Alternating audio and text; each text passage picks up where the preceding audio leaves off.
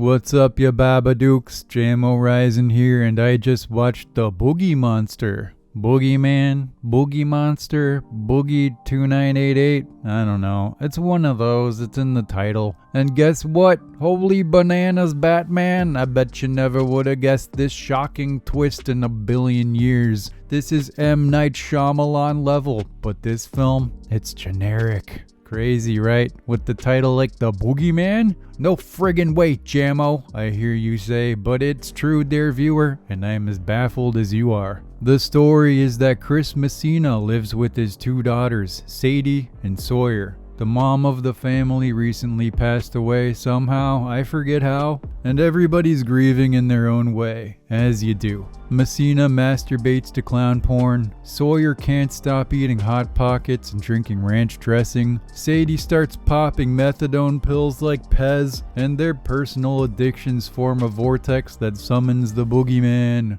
Actually, none of that's true, but that's how I would have written it. In reality, Messina is a therapist who ironically has trouble talking about the death. Sadie is ostracized by her lame cunty friends, and Sawyer just gonna be Sawyer, goddammit, playing video games and eating cheese like the boss she is. But things take a darker turn when some creepy guy named Lester shows up for a quick therapy session with Messina and says it was the Boogeyman that killed his children and he got blamed for it. Messina rightly excuses himself and phones the police, during which time Lester finds his way to the closet, into a noose, and off to the great beyond. Either the Boogeyman got him or he was pulling a David Carradine. I'll let you decide. And wouldn't you know it, our family is now haunted. Ooh! So here's the thing about this movie. It's actually kind of compelling and well made outside of the horror stuff. The director has a talent for atmosphere, the actors do a good job imbuing their characters with some nuance, and the way they dance around the mom's death and struggle to communicate all feels pretty realistic.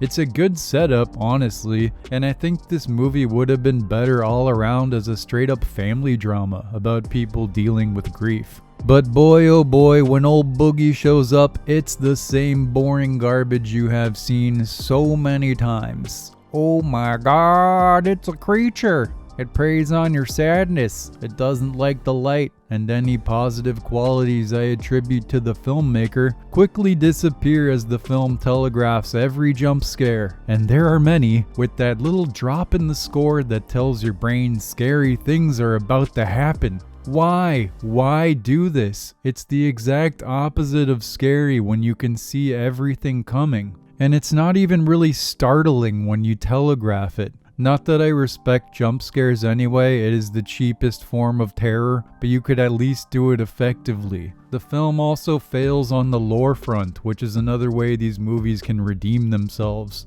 Give your creature some mystique and have it affect the family in interesting and unusual ways that relate to its nature. But no, it just preys on fear or whatever, and the family fight it in a dumb action scene at the end. It's like a decent movie is trapped inside the most formulaic thing ever, with the talented cast and crew that are being held hostage by a project that's beneath them. And I just don't get it. Who's loving this movie and why? Is it like a teenager thing with the jump scares? I can't imagine anyone wanting to make this movie either. Of all the possible stories and invention and creation, and all the ways to tell that story, this is what you come up with? Come on, man, just do better. You can do better than this, I believe. Give me a call, filmmakers, I'm serious. I will spice up your horror movie scripts with demented Jammo magic and they will be better for it. And that's the Oogie Woogie Boogie. It has talent and potential, and I liked parts of it. So do I recommend it? Hell no. There's a galaxy of great cinema out there and your life is finite. Go spend it wisely, like I do. Thanks for watching, and get out of my theater. The crew and I are gonna watch The Witch. Now that's how you make a movie. Peace, love, and Hot Pockets, and I'll catch you later. Don't drink all the ranch dressing. Save some for me.